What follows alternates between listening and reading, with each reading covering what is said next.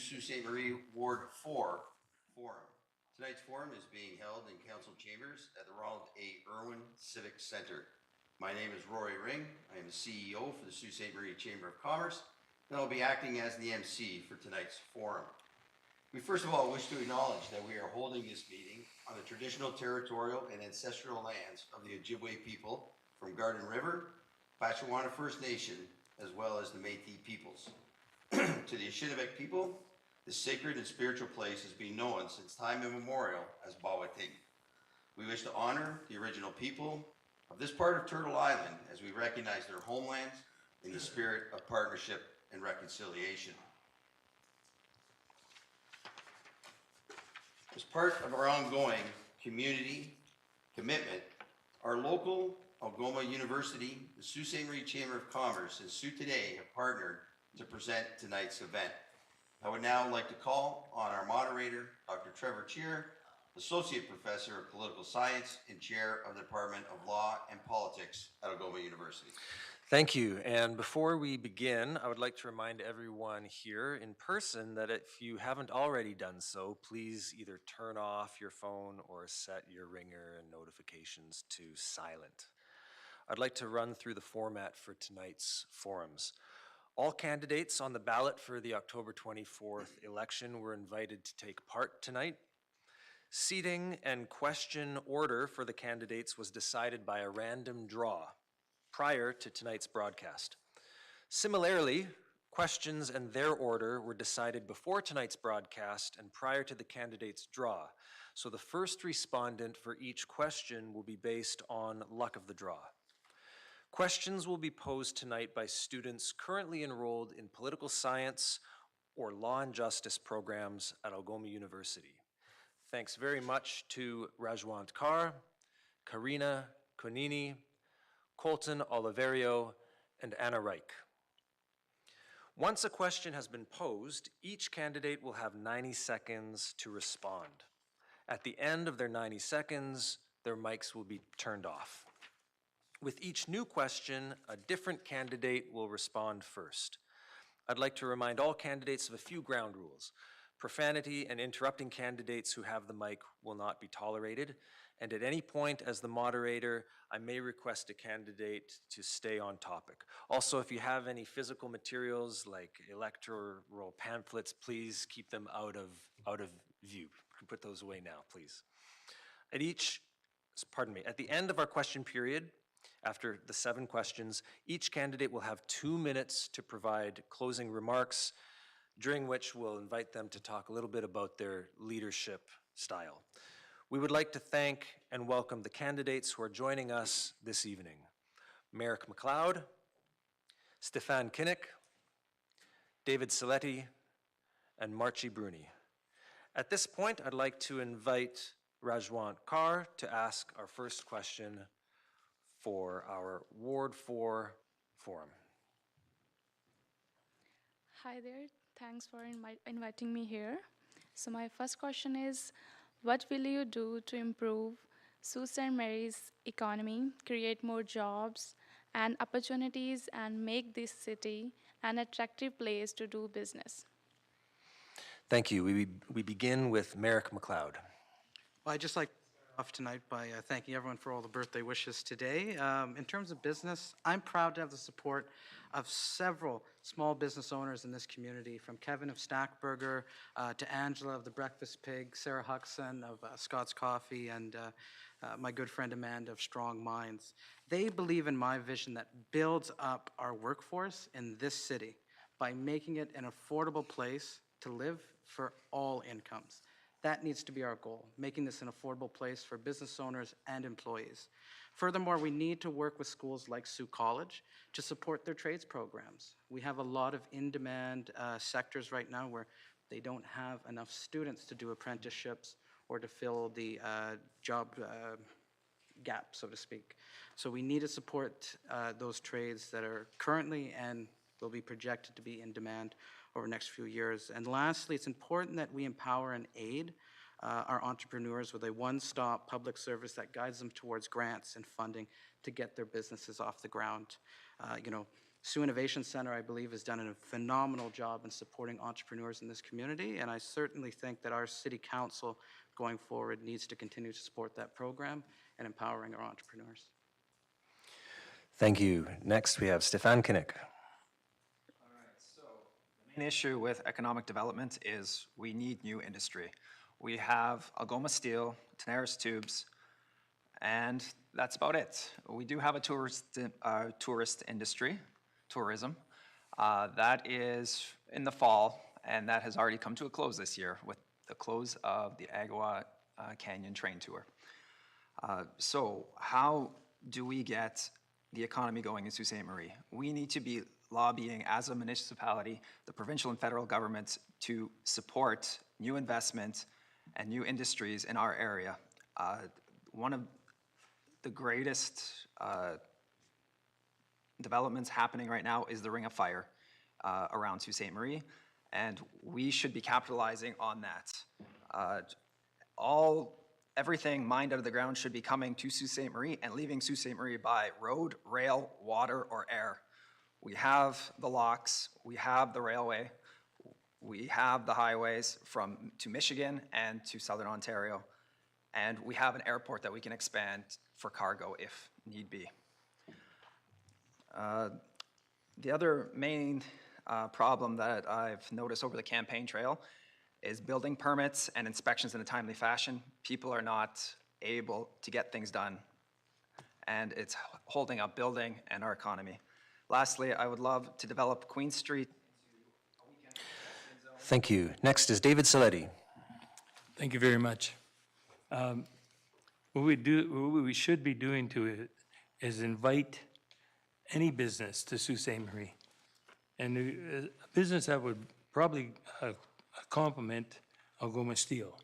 We have the tube mill there, but offer up a parcel of land and have it developed for whoever wants to come to Sault Ste. Marie and set up their shop. And if they set up shop here, we'll offer them a tax break for 5 years, X amount of dollars. And if they bring 300 or more employees. And then on top of that, we could offer them for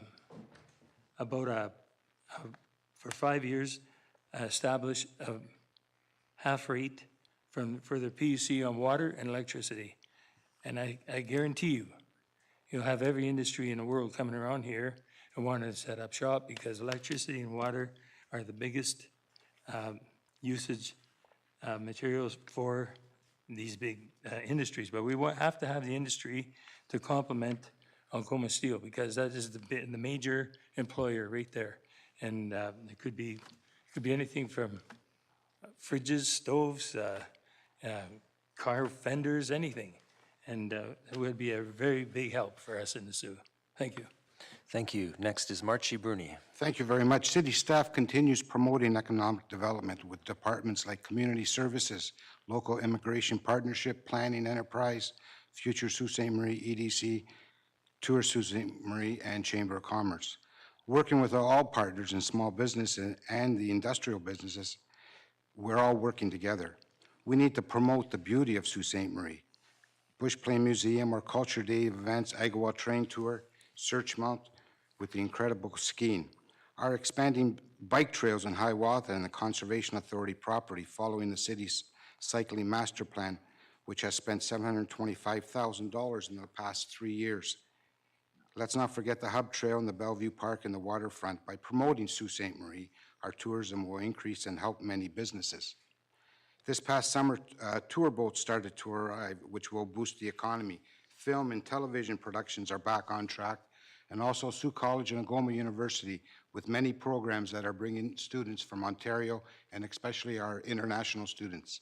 City Council has provided both schools $100,000 for 3 years each, ending in 2022. This is a starting point in promoting Sault Ste. Marie. We must continue promoting, and by promoting, hopefully more businesses will arrive. And let's not forget all the small businesses in Sault Ste. Marie. Supporting small business is the anchor to the success of economic development in Sault Ste. Marie. Thank you. I'd like to invite Karina Konini to ask the second question.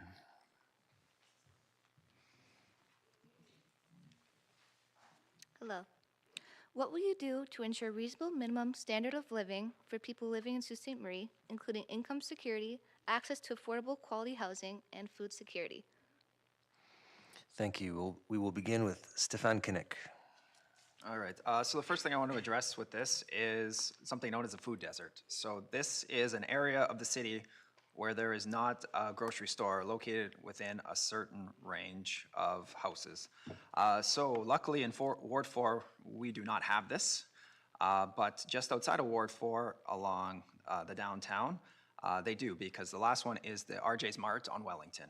So that is an issue. So people need access to groceries, and some people cannot drive. The bus is not convenient to take to the grocery store. What do these people do? That needs to be looked at and assessed as a council. Going forward, our city has tons of vacant houses. There was one in every neighborhood that I've been to canvassing, and all the neighbors are upset about this because housing prices are through the roof when there's empty houses sitting, not for sale. The lawns are not being taken care of. The driveways aren't being shoveled in the wintertime, and residents have had enough. Next, I'd like to say, so I looked up the stat for the living wage in Sault Ste. Marie. We have the lowest living wage in Ontario at $16.20, and that stat was from November 1st, 2021. So the other major thing with housing that nobody's really talking about is interest rate hikes coming and increasing on taxes on families. It's going to be a real hurt for them the next 3 years. Thank you. Next is David Celetti. Yes, we do have a lot of vacant places where they can be used to house people, and especially this time of year, because I see people right now, all summer long actually, where I live, over on corner Raymond and Farewell. And I seen one guy there that was living outside under a spruce tree all summer long. There's a bridge that goes over, a little bridge over Second Line there by Tim Hortons, and there's a number of people living in that bridge with a little bit of water there. But right now, I don't think they're there. It's too cold. They have to have a place to go to. We have a lot of empty, vacant places that we can maybe put them up for the winter and get them warm and safe. Security, or as far as security goes, yes, we do need more security. I would like to see the city hire 30 more police officers. There's a lot of crime in my area and theft, and it needs to be dealt with. And I had talked to the police a few times, and they all say they don't have enough men on the force to help with that. So as far as the food goes, there's Soup Kitchen and St. Vincent's Place, etc., and it can help feed these people that need help. They need food, they need warm, and we need security as well. Thank you. Thank you. Next is Marchy Bruni. Thank you very much. Income, food security, and housing. This is a very important component to social services here in the city, which I sit on with 5 other councillors. Social services does provide a lot of the income, the food security, and the housing. I'll speak on the housing for a minute. Presently, we applied for government funding to build 30 to 40 more units, and hopefully if that comes in, that's going to help out immensely. For housing also, Habitat for Humanity, that social services does support, and they have built several homes in the last couple of years. So I think that's a great initiative. Harvest Algoma is something that I believe people should know about. They provide a lot of produce to different agencies in the Sioux, which is important. We do have breakfast counts through the mayor's office, a very important initiative by the mayor, and this occurs on July and August during the summer months. One thing I like to see is the community gardens. If we can expand on this, we have a lot of seniors, a lot of residents that live in apartments. Thank you. Next is Marek McLeod. I feel like Marchy might have stole my notes here because all of this is right here. You know, supporting seniors is key to opening up our housing market, driving down housing prices across the board. We need to support seniors by building pension-friendly and affordable apartment units, new duplexes. You know, I was just on Sussex last week, and you know, we have so many seniors that have moved in there because they were looking to downsize. And it's great that we're seeing that development, but we need far more of it. We know that over the next decade, we're going to see roughly a 10 to 15% retirement rate amongst our workforce. Those retirees need smaller homes so that they can afford them. And we also need to support and look for funding for independent living facilities for some of our more advanced aged citizens. To achieve that, though, we must maintain that 20% affordable unit clause and assist developers in helping our goals to access affordable housing for our senior citizens and our working families. But I also agree with the food boxes. We should be working with community groups and charities to run those garden boxes and vertical farming so that low-income families have access to local produce and vegetables. You know, if they can't afford it at the supermarket, then let's let them go to one of these boxes here where they can get those foods for free, if not a low price. Thank you. I would now like to invite Colton Oliverio to ask our third question of the Ward 4 candidates. Hi there. Thank you for having me. So to get around the city, cars, buses, trucks, bicycles, all forms of transportation need good roads. So what are your planning priorities to improve the city's roadways? And furthermore, what will you do to improve public transit? Thank you. We will begin with David Celetti. Okay, to your second part there on public transit, I have to admit I'm not one for using public transit because I have a vehicle, but I will ride the bus and find out what is needed in any areas that the bus goes to for these people so they can have adequate transportation into the downtown or to the mall, wherever they want to go. We can always study that and bring it forth at council and then maybe make the changes at the bus. Transportation with streets and roads, that's an age-old question. And what they need to do, the city, is I think they should buy one of those skimmers. Take 5 streets in every ward. You take your skimmer, skim 4 streets, 4 in every ward, and then repave them with you actually can use the same pavement, or asphalt, I mean, put it back on there, and it'll be good for about 6-7 years. And then the 5th street in each ward is dug up to replace infrastructure underneath. Because it's all crumbling beneath our feet here right now. So when you replace that, then so we have 5 streets in every ward with 1 in every ward done with infrastructure. Within 10 years, you'll have every street in Sault Ste. Marie done. But you have to use quality workmanship and quality materials to make these streets work. Thank you. Thank you. Next is Marchy Bruni. Thank you. First and foremost, we need to improve our infrastructure. Roads, and more roads. Presently, we are spending approximately $16 million a year for improvements on major roads and bridges. This is not enough. We need to spend approximately $25 million a year. Through the gas tax, the federal and provincial government must increase. Each year, our roads are deteriorating at a faster rate.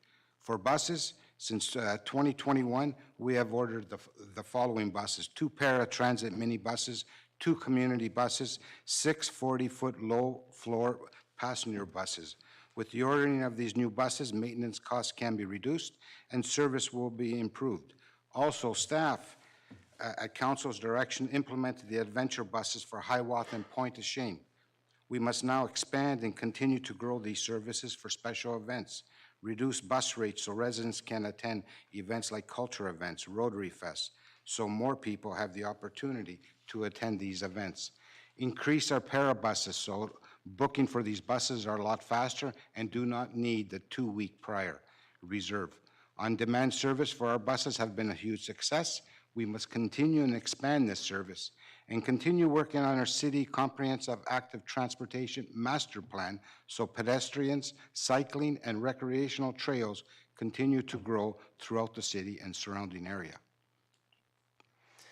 Thank you. Next is Marek McLeod. I couldn't agree more. My concern, though, is that, we all want smooth roads, but what help is that when we can't even safely drive on them? Over the last month in Ward 4 alone, we've had 5 major accidents, from that car tipping on Wallace Terrace to the crash outside the subway in Great Northern to that major accident we just had at Rexall off of People's Road. This is a serious problem, and it all stems from speeding. We need to work at reducing and preventing speeding in our residential streets, and that means introducing calming measures like road narrowing by introducing new sidewalks or bike paths, or removable seasonal speed bumps. We need to address the issue at the root cause. It's speeding. These are what's causing these accidents. And by having preventative measures instead of chasing after the problem, we can actually solve it. Beyond that, though, we need to invest in our roads with the right building materials. Right now, once the snow clears, we're going to start seeing cracks in those new roads we just built. I believe that we should put in more money if it means the roads are going to last a bit longer. We will save money long term if we spend a little more now. And so definitely we need to be using the right materials, and I'd like to see perhaps some of the road maintenance be brought back into the city's control. That way we can get it when and where we need them, instead of having to put out bids and look for a third-party contractor to fix them. Thank you. Next is Stephan Kinach. All right, for transportation, so the buses. So as mentioned by all 3 other candidates, the seniors population is growing, and our parabus system right now can't support the demand it has right now. So that needs to be expanded because we are going to be, there's going to be even more demand come the near future. The other thing that nobody here talked about with transportation is parking. Parking is key in city design, and that can transform what we can do with roads, what we can do with new builds, and everything else. We need to put in green infrastructure in parking, whether it is electric car chargers for all different types of models of electric cars, and bike parking, which we do not have at many locations.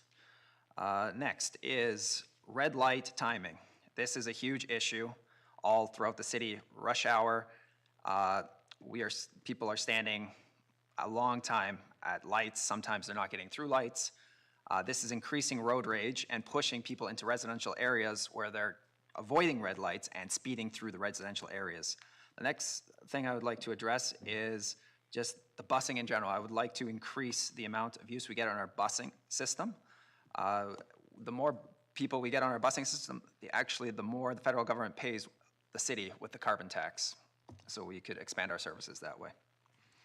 Thank you. I would now like to invite Rajwant Kaur to ask our 4th question. So my question is, what will you do to help to protect the Sault Ste. Mary's natural environment and enhance its recreational activities? Thank you. Thank you. We begin with Marchy Bruni. Thank you.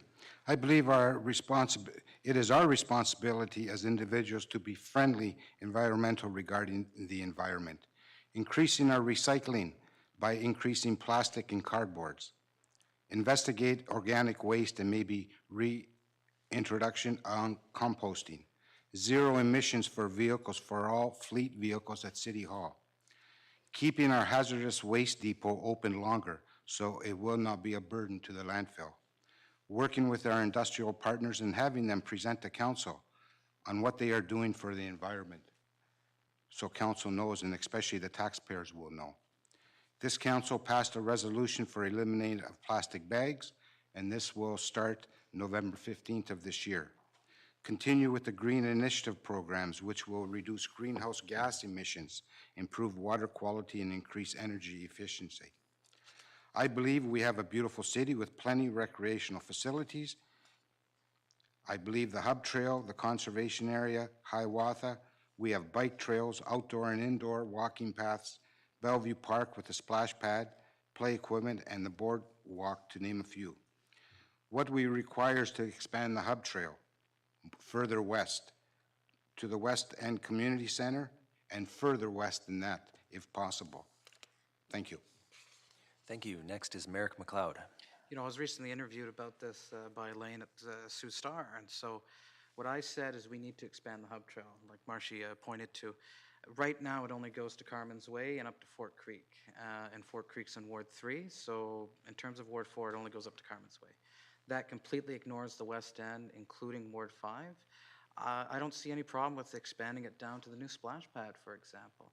Get people walking in our community and using a more environmentally friendly way of getting around.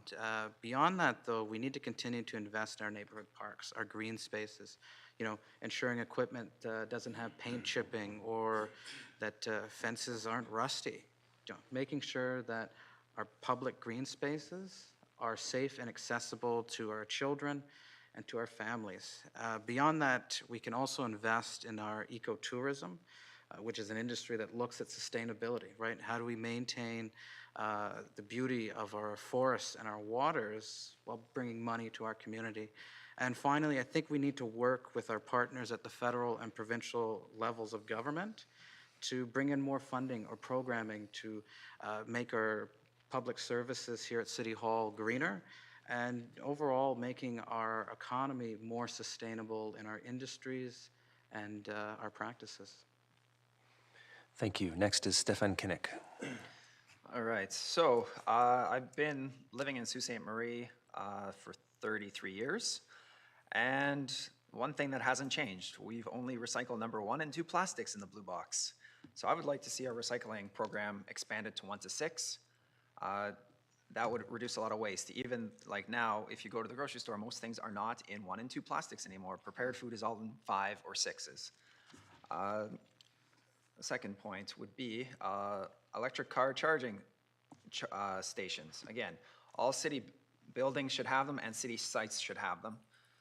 Because if we want or are serious about going green, we need to give people the opportunity to plug in their cars, because what happens to an electric car once it runs out of battery? The only thing you can do is tow it. You can't just bring 5 liters of gasoline to fill it up and drive it away.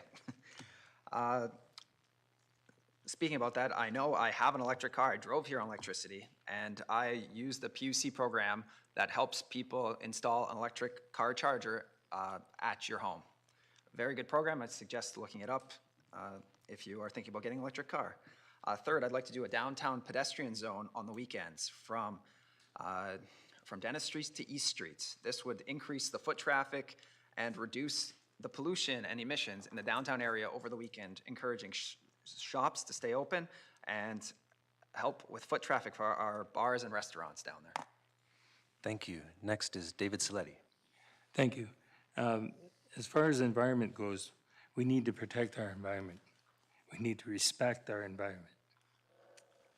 Right now, as it stands, you can go anywhere on any street in the city and you'll be finding things that shouldn't be there. Should be put away in the garbage or in recycling or whatever you want to do with it, but don't throw your garbage out on the street, on the curb, and all this. That's disrespectful to our environment. And secondly, I was on PUC for 15 years, and I remember way back in 1989, I don't want to give away my age, but we had, Larry Henderson and I had passed a resolution where we are the caretakers of our water. PUC brags about how good the water is in Sault Ste. Marie. Back then, we had the best water in the whole wide world. But then what happened? They privatized. Now we don't have the best water in the whole world. Leave your tap run for 5 minutes before you could even drink the water. And there's a lot of people in every area in Sault Ste. Marie getting stains from the water on their appliances at home, in their tubs and sinks and everything else. So it's got to go back to the PUC. When they changed over to privatize and went in their new building, all of a sudden that resolution we passed disappeared. I wonder where that went. So respect your environment. Thank you. Thank you. I would now like to invite Anna Reich to the microphone to ask the next question.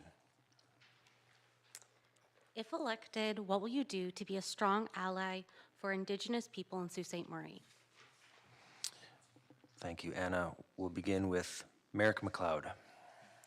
Well, you know, as the only Indigenous candidate on this stage, and indeed in this election, this topic's very near and dear to my heart. Working with our community partners like the Indian Friendship Center over the next 4 years is critical to walking the path of reconciliation and turning it from words into concrete action. We can recognize our urban Aboriginal population in land acknowledgements. You know, we make up 10 to 15% of this city's population. That's big. You know, the Truth and Reconciliation Commission, they put out their calls to action in 2015. There are several points in here that we can commit to as a municipality. Case in point, call to action number 43, implementing the United Nations Declaration of Rights of Indigenous Peoples. That can be implemented into our city's framework for reconciliation in this city. And I'm making the commitment right here and now that if elected on October 24th, within the first year as a councillor, I will make sure that this call to action is implemented in this city. It is long overdue. If we're going to work with our First Nations and urban Aboriginal populations, it means implementing policies like this to show that we as a city are truly pushing reconciliation and truth in our community. As home to a former residential school, we owe it to this population and to these people to move forward as allies and as partners. Thank you. Next is Stephan Kinach. All right, so the Truth and Reconciliation Committee did come up with 94 calls to action for Canadians, federal, provincial, and municipalities. So reading through it, some of the points that I think that are great and can be easily implemented as at the city level are museums and archives, open databases to information, celebrate survivors, education with college and university with Aboriginal study programs, which would be a great asset to our city, considering that Algoma University was a former residential school. Along with this, it's educating the public and educating the next generation and even the generation of where I am, because we did not learn that much about recent history, what happened with residential schools. And now that I'm out of the school system, it's been quite an abrupt wake up to find out all that stuff that happened that nobody ever taught us in school. And it's pretty sad that that was going on and how many children died. And I expected better out of the Canadian government, honestly. Thank you. Next is David Celetti. Thank you. As far as the Truth and Reconciliation goes, it's something that was a total shock for everybody. And it was an eye-opener, there's no doubt. What we need to do is pay that respect to these people, and they are people. Because back in the day, I don't remember any of this stuff when I was in grade school or even in high school. But it's something that come forth now. It's something that we have to face. And in order to face that, we have to be on the same page with our Indigenous friends at Garden River and everywhere around us, all the reserves. We want to be on the same page with those people.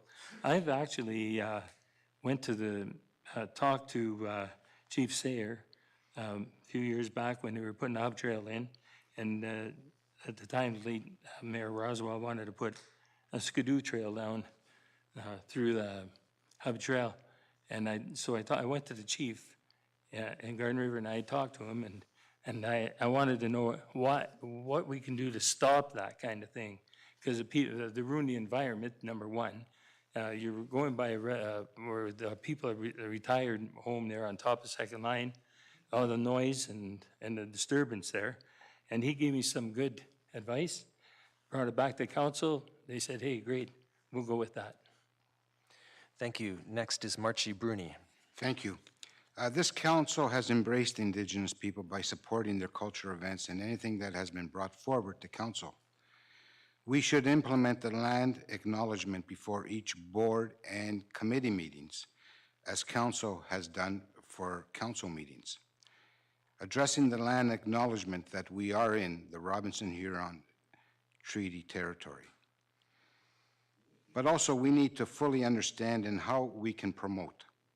We need to educate ourselves about Indigenous cultures. We need to shop from Indigenous-founded businesses. We need to attend Indigenous events, the seminars, and workshops. We need to volunteer with the Indigenous organizations so we can learn more. We need to support Indigenous rights public policy. And finally, we need to spread the word and the information. Also, we need education is very important for our youth so they can translate to our adults. This should be taught in the elementary and second levels of school. Council must meet with the three bands, the Garden River First Nations, the Batchewana First Nations, and the historic Sault Ste. Marie Métis Council at City Hall and discuss issues and have the problem-solving solutions. I believe communication is key and working together is necessary. Thanks. Thank you. I would now like to invite Karina Konini to ask the next question. What will you do to ensure that the administration is implementing continuous improvement techniques and benchmarking of best-in-class municipal practices to ensure accountability to the taxpayer and demonstrate return on taxpayers' investments? Thank you. We begin with Stephan Kinach. All right, so accountability of council. So what we need to do as a council is actually have community consultations on large projects. For example, the downtown plaza. A 2-week consultation where 0.5% of Sault Ste. Marie residents were consulted before it was pushed through is not open discussion or accountability. Projects like this should be more broadly advertised, and the community should be made aware, because if the community is not aware of projects, then that is the failure of council and the city hall for not letting the people know. Beyond that, accountability about taxation, it would be, we do have the website where you can go and put your address in and your tax in, and it breaks down each individual portion of your tax. I would recommend for everybody to go check that out. And I think it's pretty eye-opening for that. But again, it's the marketing aspect of it is not there for our residents. So the more you know, I think you'd be surprised how accountable council is trying to be, but you just don't know about it in the taxing. The other thing I would like to say are fines. I would like to see the city try to collect fines more aggressively and make illegal activity pay for things. Thank you. Next is David Celetti. Thank you. Accountability. We can get on that plaza downtown, and that was wasn't a surprise, but it was a disappointment that they had actually. My friend Marchy Bruni here and a few others voted against that plaza, and my hat's off to them, because this is taxpayers' dollars that they're taking to build that plaza, where I can walk down Queen Street, 3 blocks down, hang a left, and I see a failing mall. And yet they want to build this plaza. I don't know what they're going to do with that plaza, because there's so much activity going on around there that's not very nice for anybody to witness or see. There's got to be a total cleanup over there, and probably security at the highest, because it's not acceptable the way it is and the way it was put through. I don't agree with that. I think it was wrong. If you had $14 million and you're going to waste on a plaza, well, why didn't you take the $14 million and fix our roads? and fix our streets where we need it. You don't need another thing it's not gonna go off the ground anyway, it's gonna fail. Just like the mall is failing, and the other one is has very few businesses up on the hill as well. So, yeah, that's what I would have liked to see done. Thank you. Next is Marchy Bruni. Thank you. Accountability to taxpayers. As a councillor, it is my responsibility to be accountable to the taxpayers. This present council hired a third party to review each department for deficiencies and also noted efficiencies. This is a start. We must continue to improve so our tax dollars are spent wisely. As a councillor, it is my responsibility to review the budget. I spend many hours reviewing line by line on each department's budget and review all requests. Having a very strong dialogue with city staff is very important. I also review all revenue lines where we can improve so our tax dollars are not paying for lost revenue. An example is the GFL lost approximately $800,000 for operating, and the city had to pay that money.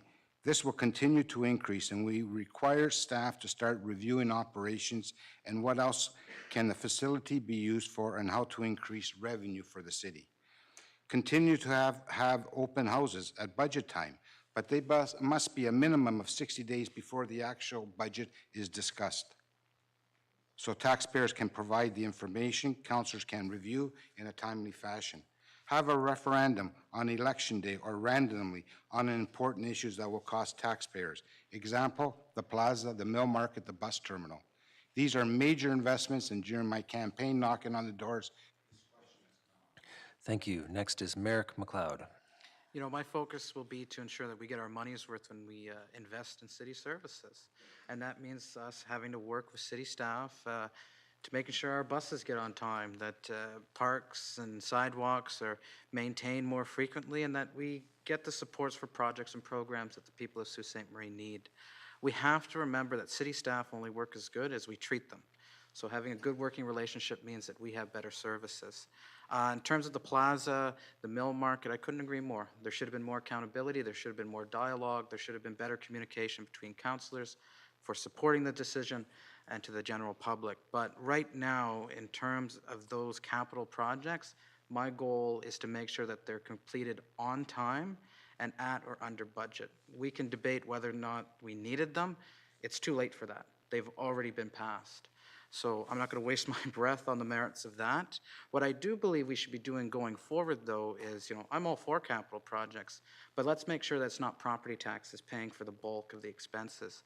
Let's ensure that we have provincial, federal, or private investment paying the bulk of the bill before we get shovels in the ground. I know taxpayers are very upset that we're paying for the mill market, that we're paying for the downtown plaza. Well, let's make sure that we have funding in place before we start building.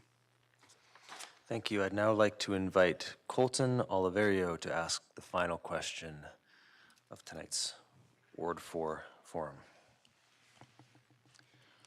My question would be, what would you do to improve public health and safety in Sault Ste. Marie? We begin with David Celetti. Well, what we can do many things. I think as far as the public health goes, there's a lot of people that are on the street and don't have any health or health care at all. So we have to I say we have to get some medical people in, counselors and doctors.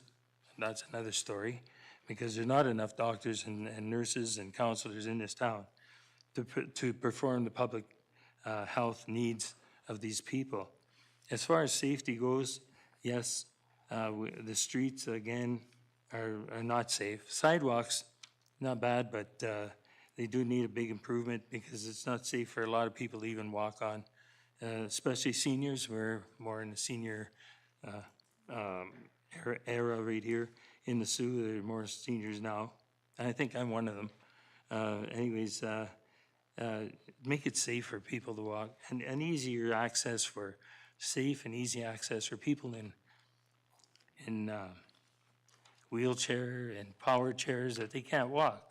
So you have to have a safe riding for them as well. Maybe not on the street, maybe on the sidewalks that do need improvement anyway, but we could start somewhere and make our health and our safety a #1 priority for our people. Thank you. Next is Marchy Bruni. Thank you. We need to increase our police officers. We need to increase our EMS. We require more staff with an aging population. Calls are increasing. These two issues require federal and provincial funding. If we do not receive this funding, again, it lands on our taxpayers. Public health, we have a major problem and it's only growing. We require all agencies, including the police, to come up with a comprehensive plan. When police are called, they require assistance. This is not their specialty and not their expertise. We have shelters, but are they working to their maximum potential? At last count, we had over 100 individuals who do not have a home address and are living on the streets. Are they using the shelters? What I'd like to propose and see implement is a strategy with collaboration with various stakeholders, which would include police services, Chamber of Commerce, Downtown Association, social services, and 40 available agencies we have in town.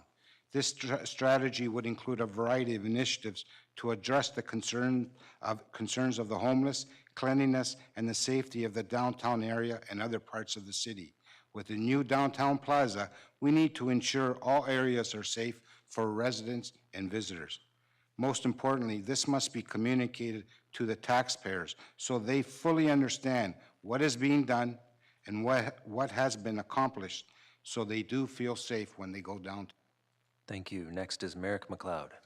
Well, you know, like I said earlier, we need to improve our roads and green spaces, making them safer and accessible, narrowing residential streets with new sidewalks or bike paths, introducing removable and season speed bumps. We know that enforcement on speeding has not been enough, and it's why we need preventative measures instead of reacting and chasing the problem when we could be solving it. Again, with our parks, we need to upkeep them with fresh paint, fences that if I fall into it, I'm not getting tinnitus, and, tetanus, not tinnitus. And having pathways and sidewalks that are smooth enough that you're not tripping or falling. Beyond that, though, they do, the other counselor candidates up here make a great point. We need emergency services that are properly funded. You know, I was talking with my friend Michael from the firefighters. Do you know that they're spending over $800,000 in overtime because they are at minimum staffing? Let's hire a few more firefighters. It's ridiculous that we have 2 stations right now that only have 3 firefighters when there should be 4. So making investments into our emergency services like EMS, like police services, and firefighting is important. We cannot shortchange those services. They need to have the proper funding, and I'd like to do that if elected on the 24th. Thank you. Next is Stephan Kinach.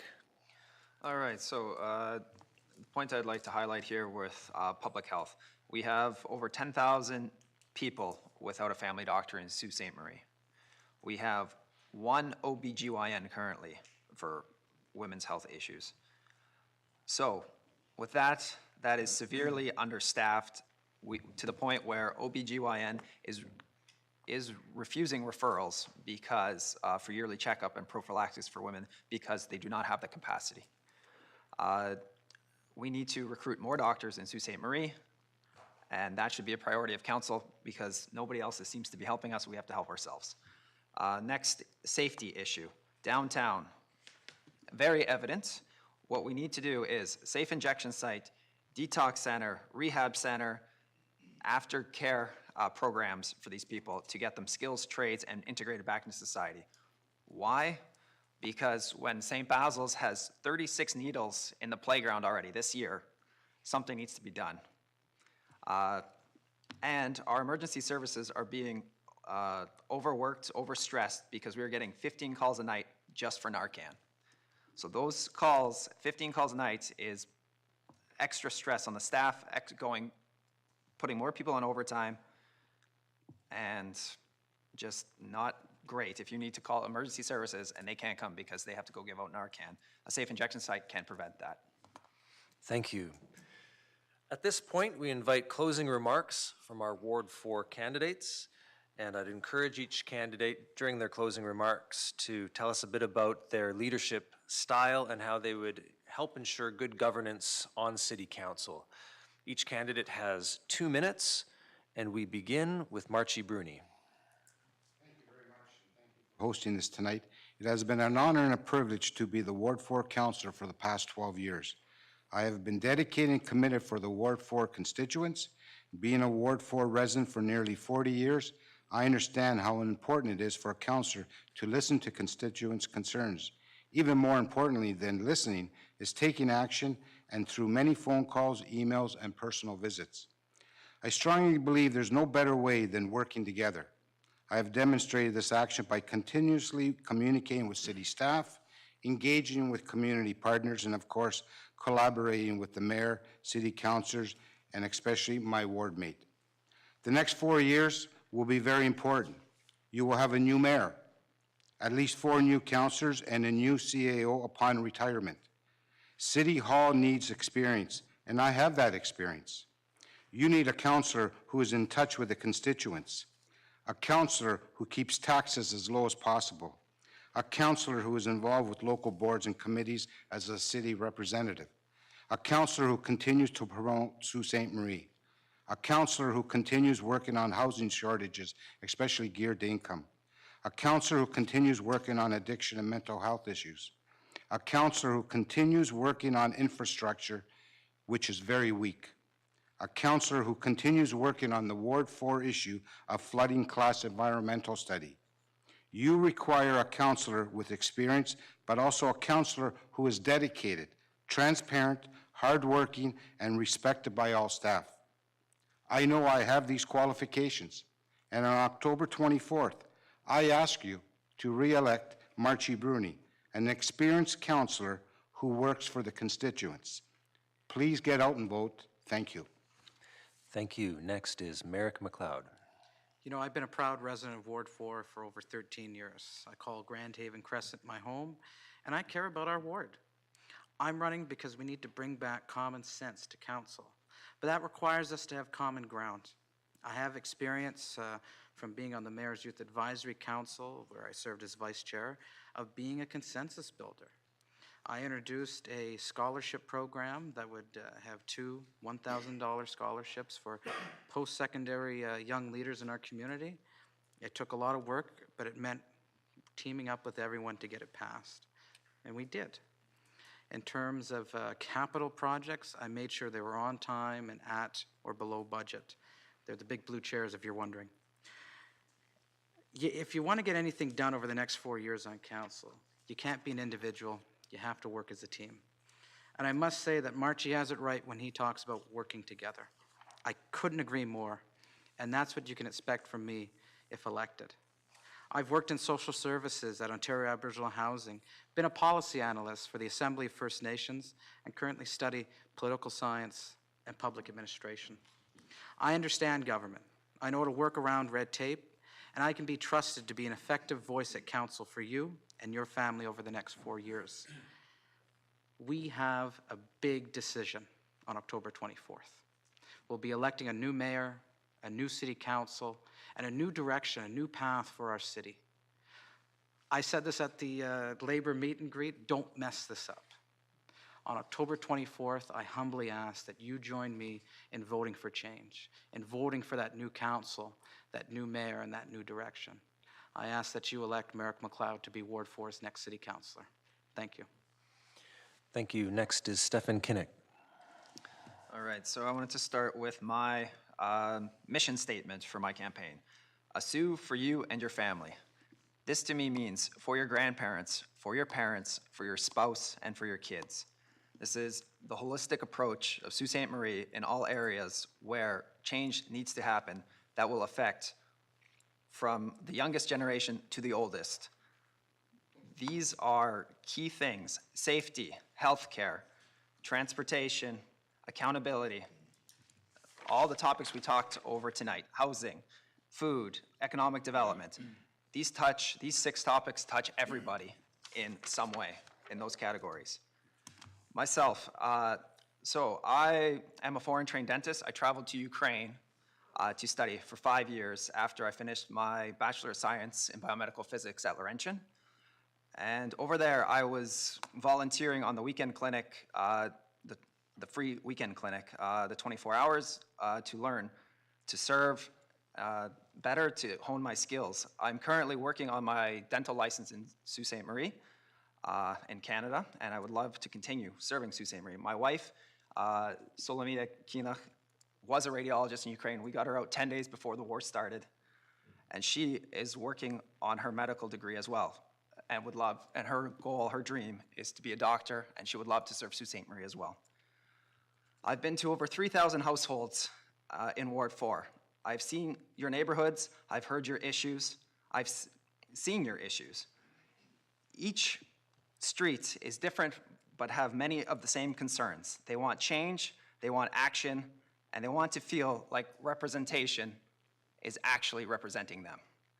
So come October 24th, vote Stephan Kinach, and you can read more about me at kinachward4.ca.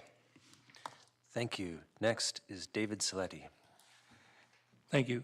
Hello, my name is David Celetti, and I just want to acknowledge the chair, Algoma University, Chamber of Commerce, SooToday, EDC, and my fellow friends running for City Council in Ward 4.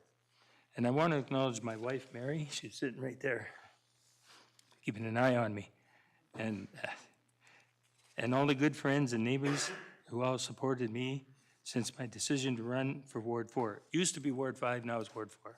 So we'll call it Ward 4. If I say Ward 5, that's just the old school. I was born and raised at 323 Moretta Street in Ward 5. My parents are John and Elda Celetti. I was schooled at St. Teresa's School from kindergarten to grade 8. I attended St. Mary's College, grade 9 to 13. I worked at the ACR, tour train, and /CN for 50 years of my life. And I retired there just last February.